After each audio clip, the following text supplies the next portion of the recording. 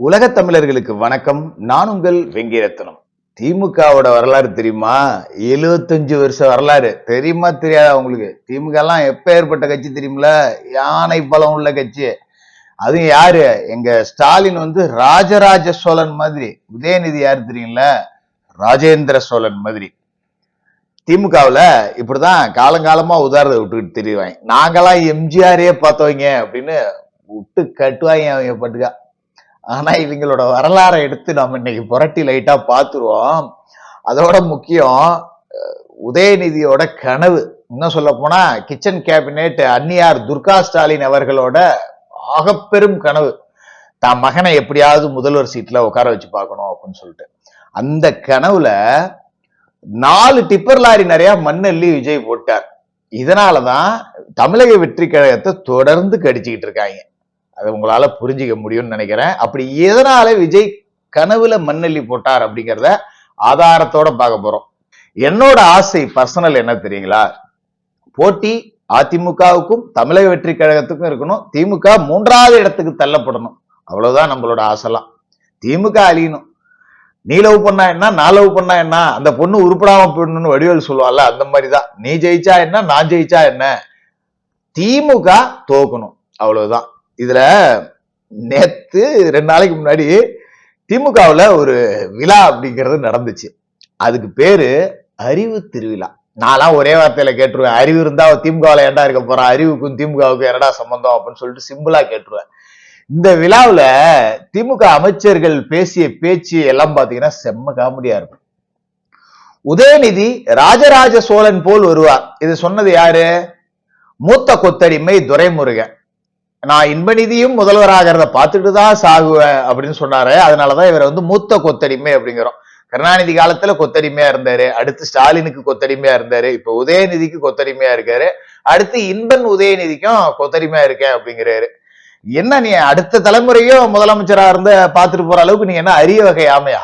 அது என்ன உங்களுக்கு மௌனுக்கு சீட்டு வேணும், மாவட்ட செயலாளர் போஸ்ட் வேணும் அப்படிங்கிறதுக்காக ராஜேந்திர சோழன் எல்லாம் அசிங்கப்படுத்துவீங்க? ஒரு விதத்துல உண்மைதான். ராஜேந்திர சோழன் குதிரை ஏறுவாரு, உதயநிதியும் குதிரை ஏறுவாரு. ஆனா ரெண்டும் வேற வேற குதிரை. அதை நீங்களே புரிஞ்சுப்பீங்க அப்படின்னு நினைக்கிறேன். அதுக்கு மேல டெப்தா போக வேண்டாம் அப்படின்னு.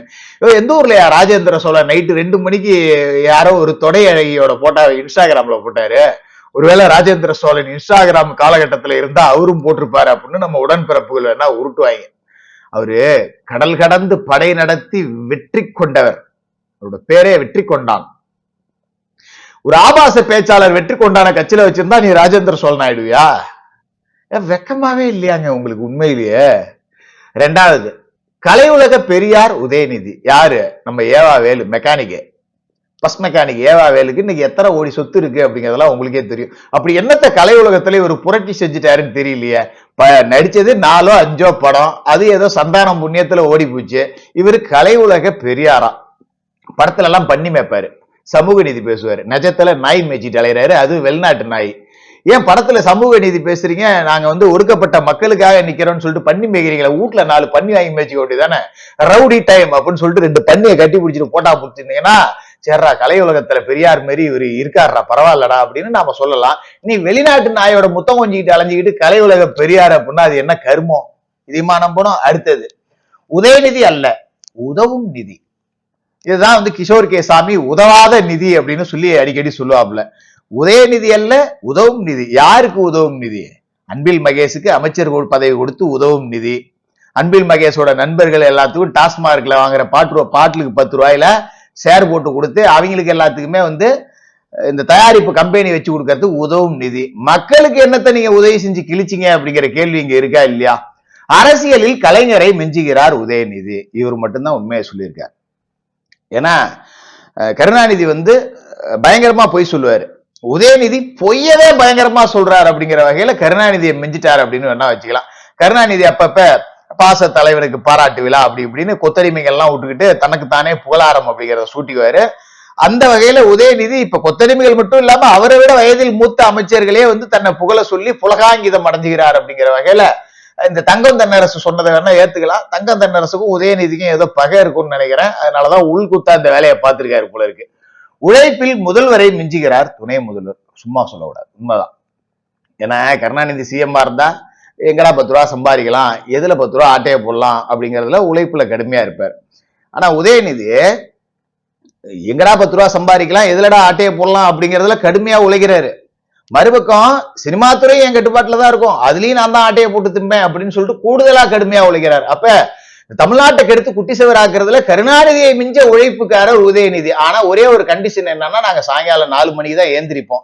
எங்க ஆட்சியில தமிழ்நாட்டுக்கு விடியுதோ இல்லையோ எங்களுக்கு சாயங்காலமா விடியும், பகல்ல விடியாட்டியும். அந்த வகையில உதயநிதி என்ன கருணாநிதியை விட உழைப்பில் மூத்தவர் அப்படிங்கலாம். இருந்தாலும் கருணாநிதி முறைப்படி 1 2 அப்படின்லாம் நமக்கு தெரியும்.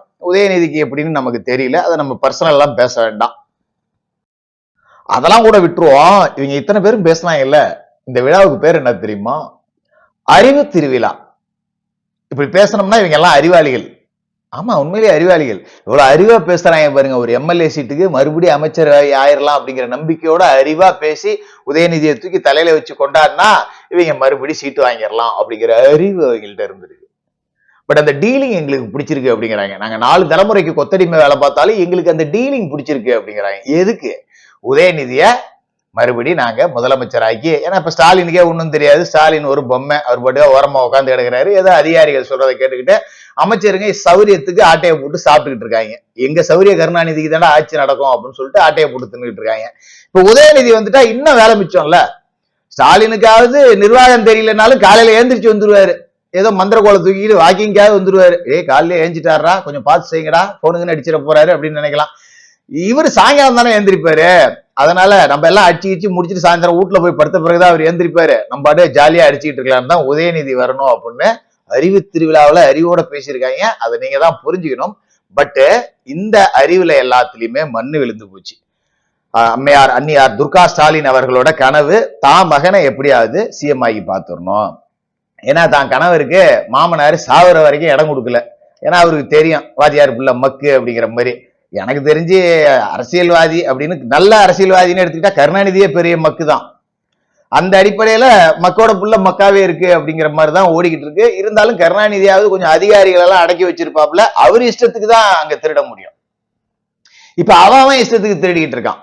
ஸ்டாலின் இஷ்டத்துக்குலாம் யாரும் தெரியல. நீ அவன் சௌரியத்துக்கு ஆளாளுக்கு நாட்டாம அப்படிங்கிற மாதிரி தான் ஆட்சி அதிகாரம் அப்படிங்கிறது ஓடிக்கிட்டு இருக்கு. இப்ப உதயநிதி வந்துட்டாருன்னா இன்னும் வசதியா போயிடும்னு சொல்லிட்டு தான் இப்ப கருணாநிதி ஸ்டாலினுக்கு சாவர வரைக்கும் அமைச்சர் பதவியோ முதல்வர் பதவியோ கொடுக்கவே இல்லை, துணை முதல்வரோட முடிஞ்சிருச்சு. ஆனா உதயநிதிக்கு நம்ம சீக்கிரமே கொடுத்துடணும் அப்படின்னு வேலை நடக்குதா. இந்த தேர்தல்ல வெற்றி பெற்று முடிச்ச உடனே அவங்க கனவுப்படி ஜெயிச்ச உடனே நேரா உதயநிதியை சிஎம் அறிவிச்சிடலாம் அப்படிங்கறத கிச்சன் கேபினட்டோட முடிவு. ஆனா இதுல விஜய் மண்ணள்ளி போட்டாருன்னு தான் மீச வச்சிருக்கிறவனை பூரா விட்டு வெறிநாய் கடிக்கிற மாதிரி கடிச்சிட்டு இருக்காங்க. இந்த அறிவாலய வாடகை வாய்கள்னு நான் பல தடவை சொல்லியிருக்கேன் பாத்தீங்களா, அவங்க எல்லாம் விட்டு கடிச்சிட்டு இருக்காங்க. அப்படி என்ன விஜய் மண்ணள்ளி போட்டார் அப்படின்னா, ஃபர்ஸ்ட் இவங்க ரொம்ப சாதாரணமா இடம் போட்டாங்க. என்ன கிறிஸ்டின் ஓட்டு விஜய்க்கு விழுவோம், கிறிஸ்டின் ஃபுல்லா விஜய்க்கு ஓட்டு போடுவாங்க, பாத்துக்கலாம் விடு அப்படின்னு. ஆனா இப்ப என்ன நடந்து போச்சு அப்படின்னா, கிறிஸ்டின் ஓட்டு பூரா விஜய்க்கு போயிடுது, மொத்தமா தொக்கா தட்டிட்டு போயிடுறாரு. முஸ்லிம் சமூக மக்களும் இளைஞர்களும் பாத்தீங்கன்னா மொத்தமா தொக்கா ஓட்டு போட்டுக்கிட்டு இருந்தாங்க. பாசிச பாஜக உள்ள வந்துரும், பாசிச பாஜக உள்ள வந்துரும் சொல்லிட்டு இவங்க அந்த அளவுக்கு ஏமாத்தி வச்சிருந்தாங்க. ஏன்னா இந்த சிஏஏ சட்டம் வந்துட்டா முஸ்லிம்கள் எல்லாத்தையும் நாட்டை விட்டே வெளில துரத்துவாங்கன்னு போராடின ஒரே கரகாட்ட கோஷ்டி இந்த கேவலமான திமுக கரகாட்ட கோஷ்டி தான். விஷத்தை விதைச்சிட்டாங்க. எப்படி மோடி கொரோனாவுக்கு விலக்கேத்த சொன்னார் அப்படின்னா கொரோனா போயிடுமா? அறிவு இல்லை உங்களுக்கு, என்ன இப்படி பகுத்தறிவு இல்லாம இருக்கீங்க அப்படின்னு பிஜேபி பார்த்து கேட்டாங்கல்ல இந்த திமுக காரங்க. இவங்க தான் சிஏஏக்கு எதிராக கோலம் போட்டுக்கிட்டு தெரிஞ்சவனுங்க. கோலம் போட்டா மட்டும் சிஏஏ சட்டம் போயிடுமா? இதுல அவங்களுக்கு கொடூரமான சிந்தனையை விதைச்சிட்டாங்க. சிஏஏ வந்தா முஸ்லிம்கள் எல்லாம் நாட்டை விட்டு விரட்டப்படுவாங்க. எங்க சிஏஏ சட்டம் வந்ததால நாட்டை விட்டு விரட்டப்பட்ட ஒரே ஒரு முஸ்லீமை காட்டுங்க, இந்திய முஸ்லீம இல்ல. பொய்யை திணிச்சு வச்சிருக்காங்களா? இப்ப அவங்களும் கொஞ்சம் உணர தொடங்கிட்டாங்க. பிஜேபிக்கு தானே ஓட்டு போடக்கூடாது, திமுக அகேன்ஸ்டா விஜய்க்கு போட்டு போறோம் அப்படிங்கிற முடிவுக்கு வந்ததால திமுகவுக்கு இன்னும் கொஞ்சம் வைத்தறிச்சல் அதிகமாகி போச்சு. இப்ப பெரிய வைத்தறிச்சல் என்னன்னா, உதயநிதியோட கனவுல நல்ல கூரா சீவி சத்துக்குன்னு சொல்லி விட்டுருக்காங்க. அப்ப என்ன மேட்ரு அப்படின்னா, இந்த திமுக தாங்க ஆண்டு கழிக்கிற லட்சணத்துக்கு நம்ம ஜெயிக்க மாட்டோம்னு அவங்களுக்கு தெரியும். அவங்க பெருசா நம்பக்கூடியது 3 விஷயங்கள் தான். ஒண்ணு, காசு இருக்கு, இஷ்டத்துக்கு பூந்து ஆடலாம். செந்தில் பாலாஜி மாதிரி 10 பேரை வளர்த்து விட்டு வச்சிருக்கோம். வாஷிங் மிஷின் கொடுக்கலாம், ஓட்டுக்கு 5000 கொடுக்கலாம், கள்ள ஓட்டு போடலாம். இது எல்லாத்துலயுமே ஆப்பு விழுந்து போச்சு. இப்ப இந்த எஸ்ஐஆர் வந்ததால கள்ள ஓட்டு பூரா முடிச்சு நீக்கப்பட்டுக்கிட்டு கிடக்கு, ஒன்னும் பண்ண முடியாது. இவங்க என்ன கொடுமைன்னா, எஸ்ஐஆரை எதுக்குறாங்க. ஆனா எஸ்ஐஆர் தொடர்பான தகவல்களுக்கு திமுகவை தொடர்பு கொண்டா உதவி செய்யறோம்னு இவங்களே ஒரு நம்பரும் கொடுத்துருக்காங்கன்னா இவங்க எப்பேற்பட்ட மனிதர்கள் பாத்துங்க. நீட்டை நாங்க வந்து அறுத்து தள்ளிடுவோம்னு சொல்லிட்டு நீட் மையங்கள் அனிதா பெயரில் தொடங்கப்படும் சொன்னாங்கல்ல, அதே புலிகேசிகள் தான், சேம் ஸ்கிரிப்ட் தான். இப்ப என்ன நடக்குது அப்படின்னா, நிறைய இடங்கள்ல பாத்தீங்கன்னா அதிகாரிகள் அந்த ஃபார்ம் கொடுக்காம இவங்களே கொடுத்துக்கிட்டு அலைஞ்சிக்கிட்டு இருக்காங்க. கொடுங்க கொடுங்க கொடுங்க கொடுங்க அப்படின்னு வாங்கி. இந்த கள்ள ஓட்டும் இப்ப கெட்டு போச்சு, போட முடியாது. இந்த முஸ்லீம் கிறிஸ்டின் ஓட்டும் விஜயால கெட்டு போச்சு. இதெல்லாம் கூட அவங்க மன்னிச்சிருவாங்க. அவங்க பெருசா நம்பினது 2.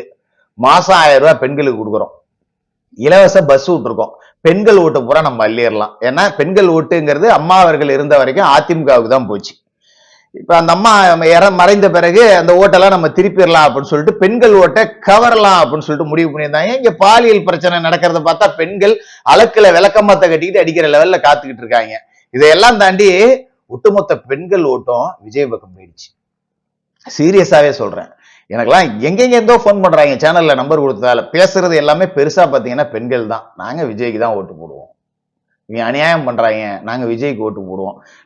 பாக்குறவங்க எல்லாம் சொல்றாங்க திமுக ஓட்டு போட மாட்டோம், நாங்க விஜய்க்கு ஓட்டு போடுவோம் அப்படின்னு. பெண்கள் வாக்கு நம்ம என்னடா மாசம் 1000 ரூபாய் கொடுத்தோமே, பசு விட்டோமே, எல்லாம் நக்கி இது போயிடுச்சு, என்னடா பண்றதுன்னா இப்ப வாயிலையும் வயிற்றுலயும் அடிச்சுக்கிறாங்க. உதயநிதியோட கனவு சிதைக்கப்பட்டுருச்சு.